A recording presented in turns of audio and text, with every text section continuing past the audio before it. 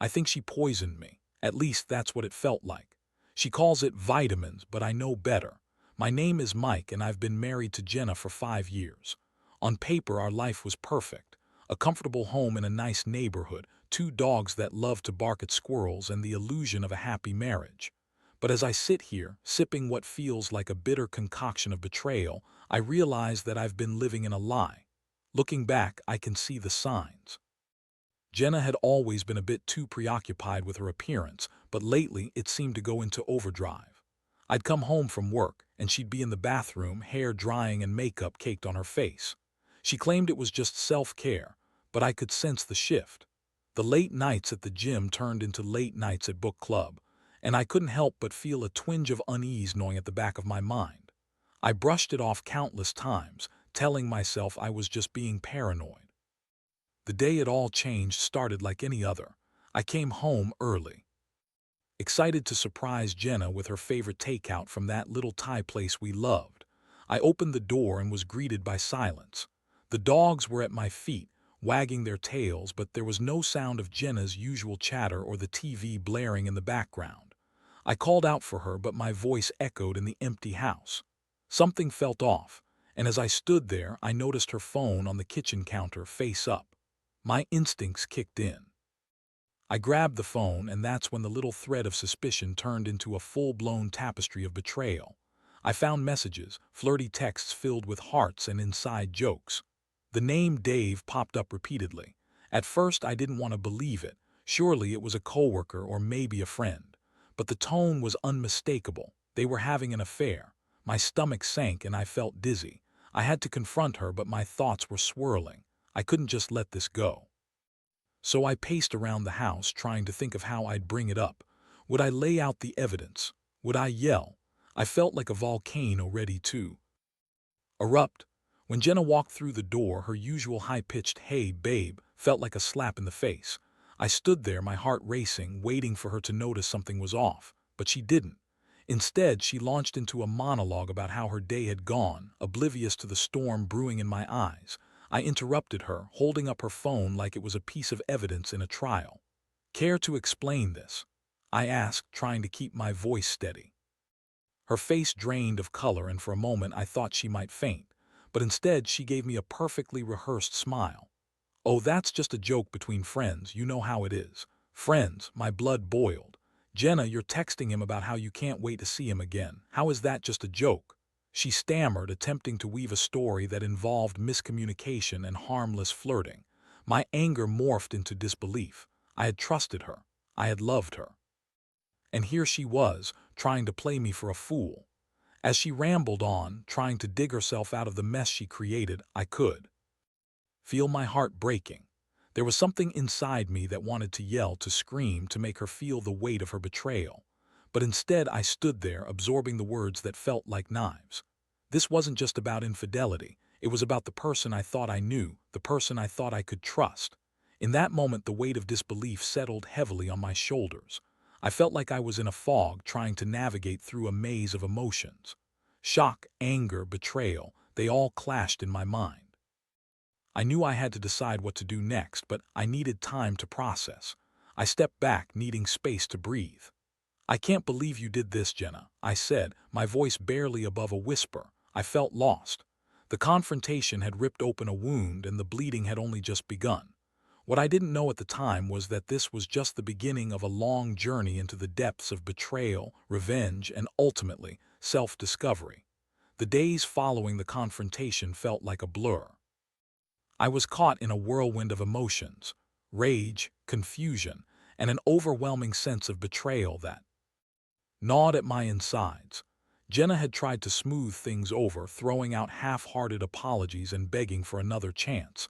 But how could I look at her the same way again? I kept replaying our conversations in my head, each word cutting deeper than the last. She insisted it was all a misunderstanding, that it meant nothing.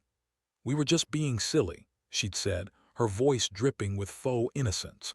But I could see through the act. I could feel the distance growing between us, a chasm that widened with every empty excuse she offered. Part of me wanted to believe her, to cling to the life we built together. But I was haunted by the images of her texting Dave, and the thought of her laughing and sharing secrets with another man twisted my stomach into knots. I began to notice things that I had missed before. The way she hesitated when I asked about her day, or how she always seemed to be on her phone during dinner. I felt like I was living in a poorly written drama, where every scene was laced with deceit. I knew I had to confront her again, but this time, I wanted to be strategic. I didn't want to just unleash my anger. I wanted to make her feel the weight of her choices. So I started gathering evidence. I became a shadow in my own home, observing her every move. I watched her interactions and took note of her late-night phone calls that she insisted were work-related. The more I discovered, the more my resolve hardened. I decided to dig deeper into her relationship with Dave.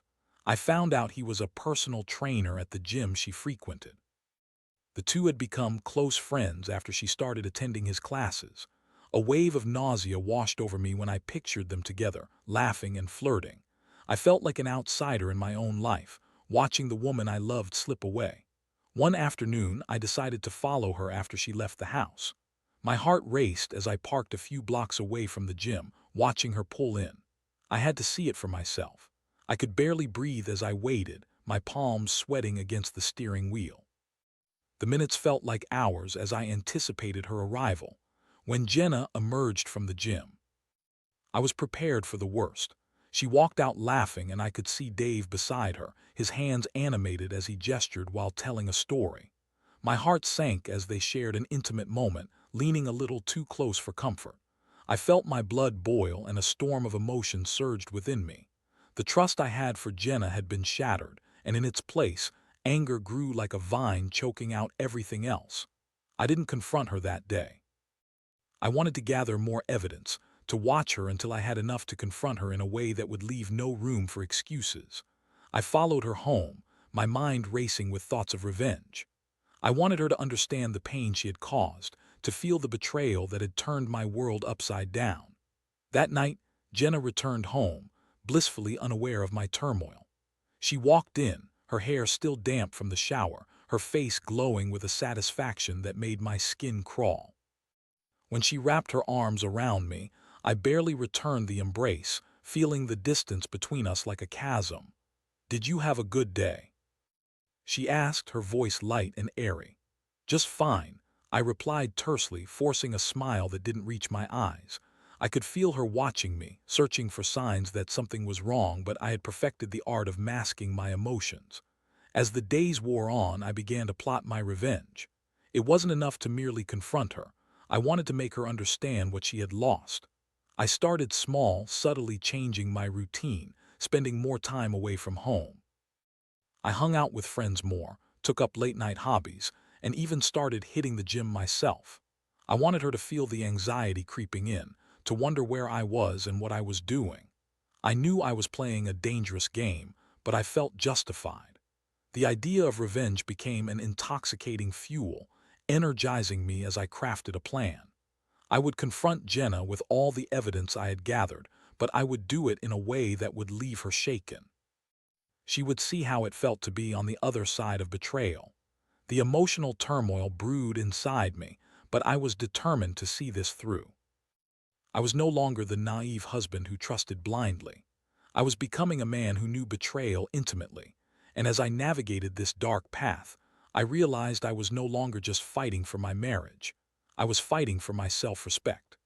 Little did I know, the confrontation to come would unravel everything I thought I knew about love, trust, and the lengths one would go to reclaim their dignity in the face of betrayal. The moment of confrontation loomed like a storm on the horizon. I had been stewing in my own thoughts, plotting how to lay out the evidence of Jenna's betrayal in a way that would leave no room for denial. I wanted her to see the full scope of her actions, to understand the gravity of what she had done. I was ready to shatter the illusion of our perfect life, and I couldn't wait to see her reaction. I waited for the right moment. Jenna had been particularly chipper that day, her usual upbeat demeanor seemingly untouched by guilt. It was as if she was living in a parallel universe, completely unaware of the storm brewing inside me. After dinner that night, I casually suggested, "We sit down for a chat. Just a little family meeting," I said with a forced smile. Her eyebrows furrowed slightly, but she agreed without hesitation. "Sure, babe, what's up?" she asked, her tone light and carefree. I could see the flicker of curiosity in her eyes, but I masked my own emotions with a calm exterior. As we settled onto the couch, I pulled out her phone, the device that had become the center of our unraveling relationship. I had saved the messages, screenshots, and conversations in a hidden folder, ready to unleash them when the time was right. My heart raced as I prepared to lay everything out in front of her. "Jenna, I think we need to have an honest conversation about your friendship with Dave." I began, trying to keep my voice steady, though I could feel the tension radiating from my body. Her expression shifted instantly, the smile fading as confusion washed over her face. "Mike, I told you, it's nothing." "We're just friends," she replied, her tone defensive. I took a deep breath. Friends don't text things like this. I held her phone up, scrolling through the messages that spoke of affection, inside jokes, and plans to meet outside of the gym. "You're not even trying to hide it. You think I wouldn't notice." Her eyes widened, and I could see a whirlwind of emotions flash across her face: shock, denial, and finally anger. "You went through my phone. That's such a violation of trust," she shouted, her voice rising. "Trust?" I echoed, incredulous. "You shattered that trust the moment you decided to cheat on me. You think this is about me invading your privacy? This is about you lying to my face every day." The fight-or-flight response kicked in for her, and she began to backtrack, scrambling for excuses. "It's not what it looks like. I promise, Mike, you have to believe me. We've been through so much together. I love you." But the words felt hollow, lacking the conviction they once had. I could see the desperation in her eyes, and it only fueled my resolve. "Love? You don't get to use that word right now, Jenna. You've taken that from us, and now you're trying to manipulate me with it." As I continued to present the evidence, I felt a shift within myself. I was no longer that naive husband who accepted her word as truth. I was a man determined to reclaim my power, to expose the reality of our shattered relationship. Each message I read out loud was a reminder of her betrayal, and with every word I could see Jenna's facade cracking. "This is betrayal, Jenna. You've been lying to me for months, and you think I'll just sit back and accept your excuses. You have to understand the gravity of what you've done," I said, my voice steady but laced with hurt. She fell silent for a moment, the weight of my words hitting her like a freight train.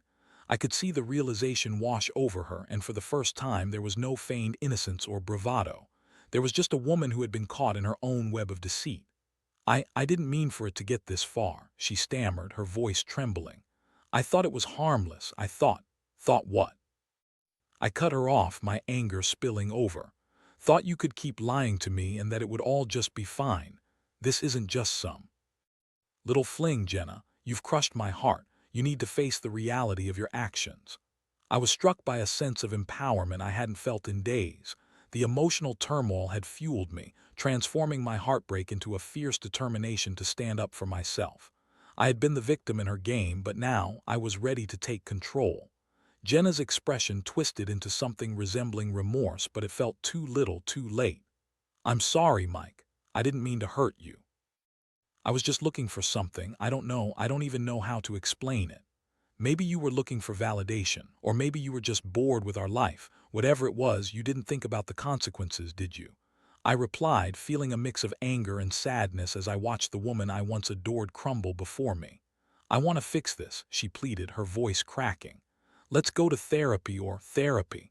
I scoffed, incredulous. "You think a few sessions are going to magically erase the betrayal, the lies? It doesn't work that way, Jenna. Trust is built over time, and you've just burned all our bridges." As I looked into her eyes, I realized that this was not just about her betrayal. It was about my own journey of self-discovery. The anger I felt was justified, but it was also a catalyst for change. I had to decide what I wanted for my future, whether that involved trying to salvage our marriage or moving on to something healthier. "I need time to think. I can't just forgive and forget," I said, my voice firm. "You've changed everything, and I won't rush into a decision." The confrontation had revealed a painful truth about our marriage, but it also illuminated a path toward healing, whether together or apart. I felt a mix of sorrow and strength as I stepped away from the emotional battlefield, ready to face the uncertain future that lay ahead. It was no longer about revenge. It was about reclaiming my own narrative, and for the first time in a long while, I felt empowered to do so. The days turned into a week after the confrontation, and the weight of Jenna's betrayal hung in the air like an unwelcome guest. I spent my time in a daze, oscillating between anger and sorrow. I felt like I was living in a twilight zone, where the world continued to spin but my own life had come to a screeching halt. Jenna had given me space after our explosive confrontation, but it was clear she was struggling. She seemed to hover around the house, trying to find ways to engage with me, but I wasn't ready for any of it. Every time she walked into the room, I felt a rush of emotions swirl within me: resentment, sorrow, and disbelief. It was as though our marriage had transformed into a ghost of what it once was, filled with haunting memories and unanswered questions. I found solace in the gym during this tumultuous time. I threw myself into working out, using the physical strain to release the emotional turmoil inside me. As I pumped iron and built muscle, I felt a sense of control returning. The endorphins coursing through my body were a balm for my shattered heart. I even began to make new friends at the gym, bonding with a couple of guys who were dealing with their own relationship issues. We'd talk about everything: life, love, and the intricacies of betrayal. It felt liberating to share my experience with others who understood. But no matter how hard I tried to distract myself, Jenna remained a constant presence in my mind. I found myself weighing the pros and cons of our marriage, often late at night when the world was quiet. Could I really move past this? Was there a way to rebuild what had been lost? And more importantly, did I even want to? One Friday evening, after an intense workout, I returned home to find Jenna on the couch, the TV flickering in the background. She looked up when I entered, her eyes searching for a sign of warmth, a glimmer of the love we once had. I could see the dark circles under her eyes, a physical manifestation of the guilt and shame that had consumed her. "Hey," she said softly. "How was the gym?" "Fine," I replied curtly, avoiding her gaze as I headed to the kitchen for a drink. I could feel her watching me, and I hated how much I missed her. Despite everything, there was a part of me that longed for the connection we once shared. "Mike, can we talk?" Jenna asked, her voice trembling slightly. I hesitated, standing at the fridge, unsure of how to respond. Part of me wanted to snap at her for the pain she had caused, and the other part wanted to hear her out, to understand her reasoning, if only for my own peace of mind. "Is there anything left to say?" I asked, my tone sharper than I intended. "We need to talk about us," she replied, her voice steadier now. "I know I messed up and I can't take back what I did. But I want to make things right, Mike. I'm willing to do whatever it takes." I turned to face her, my heart pounding in my chest. "What do you mean by make things right? You can't just erase the past, Jenna. I don't know if I can come back from this." "I know," she said, tears welling in her eyes. "I don't expect you to forgive me right away. But I love you and I want to try. I'll go to therapy. I'll be more transparent. I'll do anything, I promise." I felt a flicker of hope mixed with skepticism. The thought of her attending therapy and genuinely wanting to change was appealing, but the scars of betrayal ran deep. I had spent the last week grappling with my emotions, and while I was tempted to believe her, a small voice in my head warned me to tread carefully. "Why should I believe you? After everything, how do I know this isn't just another one of your manipulations?" I challenged, searching her eyes for any sign of deceit.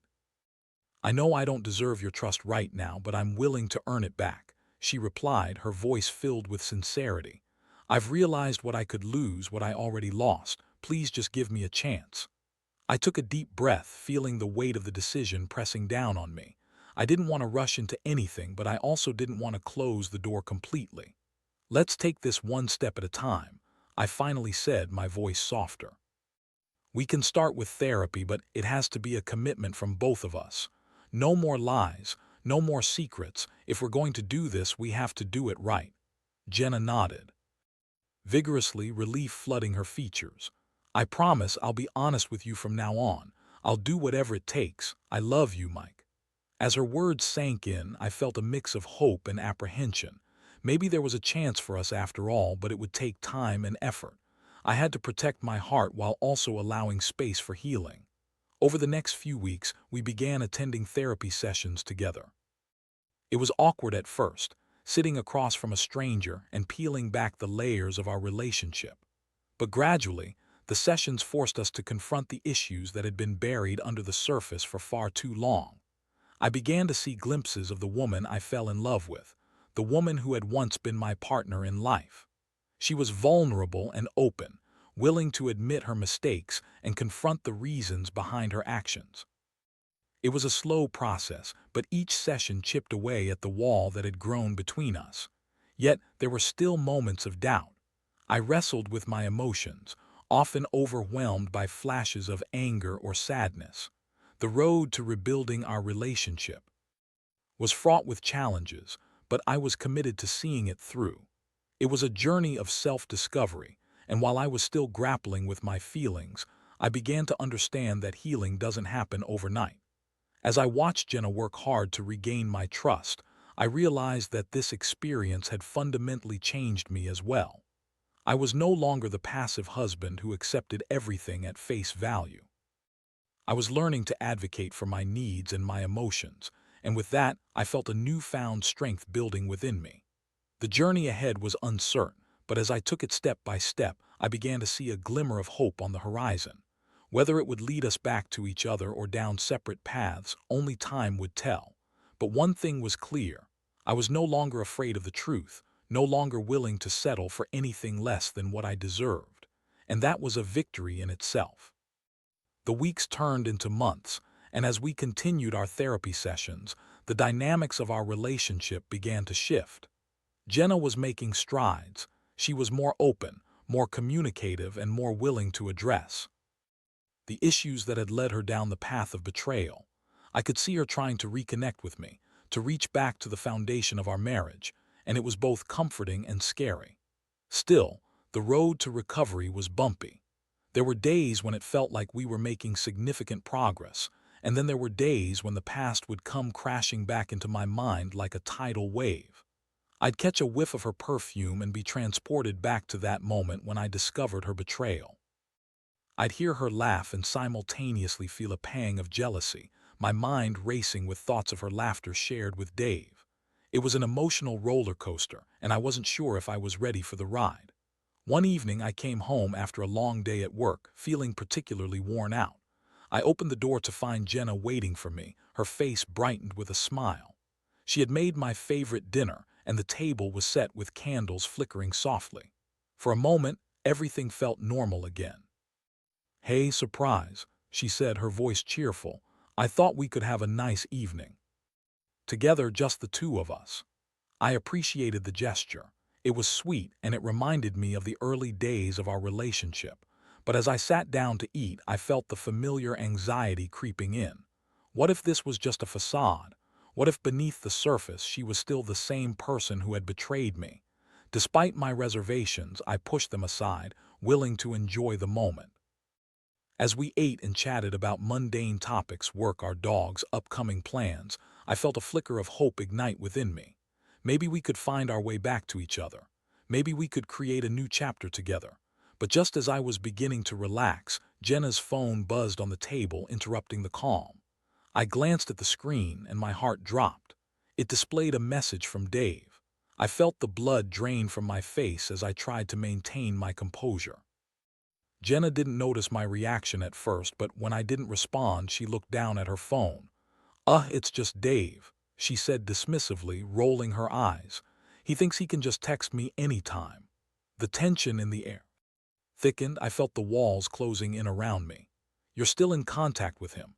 I asked, my voice barely hiding the tremor of anger. "It's nothing. I told you he's just a friend from the gym. It doesn't mean anything," she replied, but I could hear the defensiveness creeping into her tone. "Jenna, I thought we were done with this. I thought we were trying to rebuild trust," I shot back, my frustration boiling over. "How can you expect me to move forward when you keep this connection with him?" "It's not like that. He's just reaching out about workouts and stuff," she insisted, her voice rising. "Workouts?" I echoed incredulously. "This isn't about workouts, Jenna. You need to cut ties with him. If we're going to move forward, you have to stop being in contact with him." Her eyes narrowed, frustration flaring in her expression. "You can't tell me what to do, Mike. I'm not asking you to cut off your friends. Not like he is. This is different and you know it." I countered, feeling the anger coursing through me. I felt betrayed all over again, and the hurt that had seemed to settle was being stirred up once more. "I can't just erase my entire life before you. That's not fair," she shot back.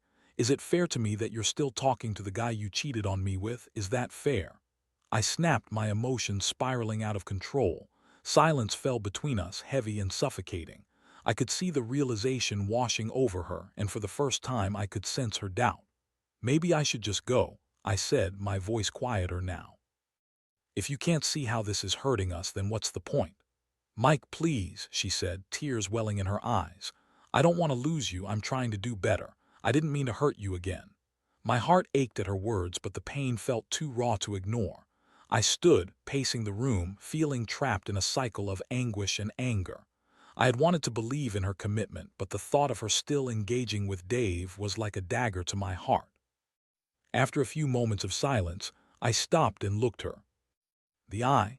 "If you want this to work, you need to cut him out of your life completely. No more texts, no more friendly chats, nothing. If you can't do that, then I don't think I can stay."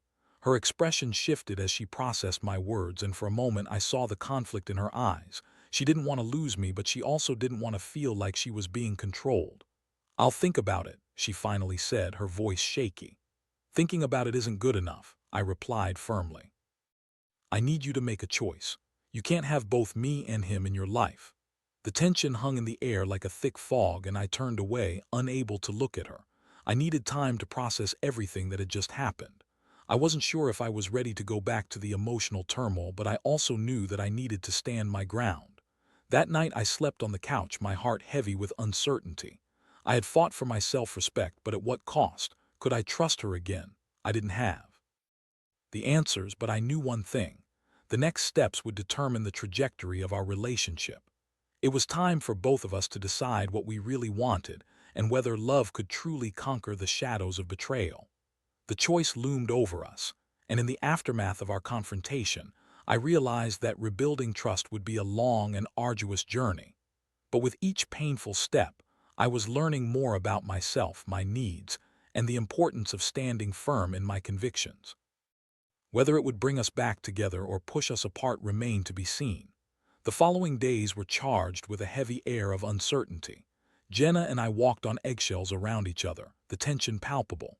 Each time she reached for her phone, I could feel my heart race, a reflex of the last confrontation replaying in my mind.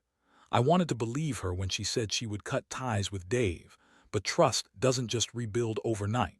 Finally, I couldn't take the silence any longer. I suggested we sit down again, a conversation I had been dreading but knew was necessary.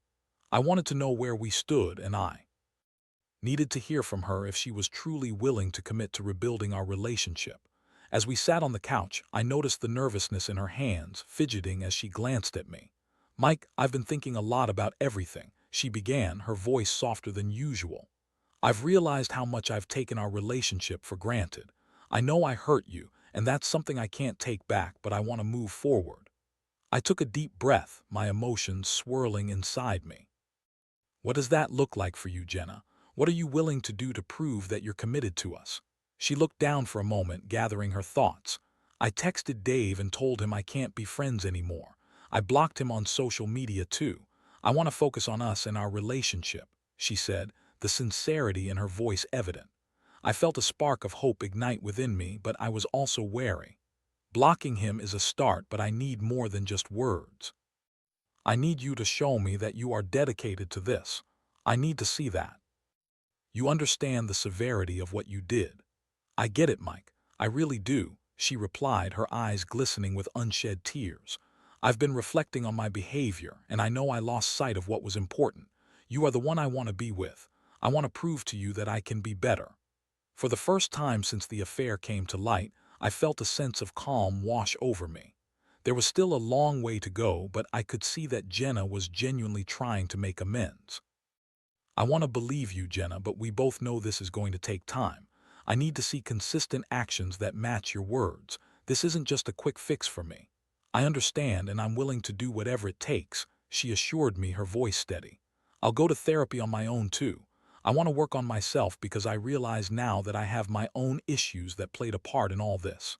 Hearing her say that was a turning point. I had been waiting for her to take responsibility for her actions, and it felt like we were finally on the same page. Good. I think that's a step in the right direction, I said, feeling a glimmer of hope lingering between us. Over the next few weeks, Jenna kept her word. She was open and communicative, making sure I knew she was taking our situation seriously. She attended therapy sessions, both on her own and with me, and I could see the changes slowly unfolding. It wasn't easy. There were moments of discomfort and frustration, but there were also moments of warmth and connection that reminded me of the love we once shared. I, too, had to confront my own emotions. I started working through my feelings of betrayal, anger, and sadness, learning to trust myself again.